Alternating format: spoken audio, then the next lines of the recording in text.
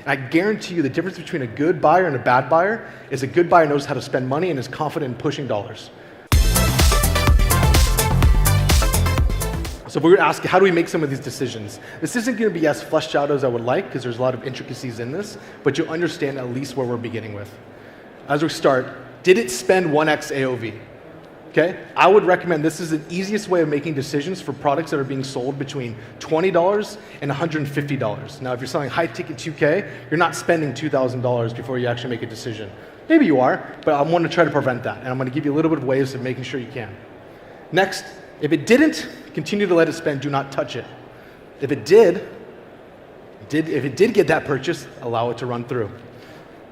If it didn't hit our core metrics, if the cost per initiate checkout and the cost per added cart is not accurate, cut it, axe it.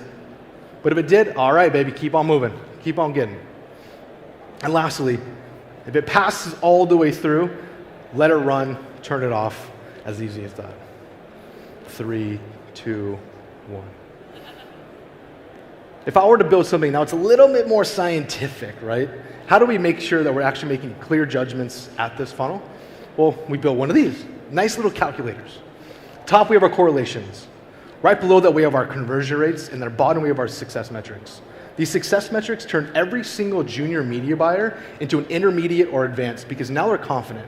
And the most consistent question I get alongside from the creative is, how do we get good buyers? I know Savannah talked to it. Dim's got a team that he's trained. And I guarantee you the difference between a good buyer and a bad buyer is a good buyer knows how to spend money and is confident in pushing dollars. Bad media buyers won't spend money. So if we look at the correlations, this is to see if is CPC any indicative of a future purchase? Most likely not, but maybe it is. Pull it. This is simple in Excel. It's just a Corel versus 2 channels, easy export. What about our conversion rates? If you're going to click, how likely are you to get to my cart? Well, if you're going to get to my cart, how likely are you to get to my checkout, etc.? These things are all very simple to pull. This is a simple calculator. I'd love to share it with you. You guys have my email. And lastly, we have our ROAS target. Sometimes you can't spend up to $2,000 or $200 or $400. You have to cut it earlier. So if your metrics pre-purchase are not in line, cut it.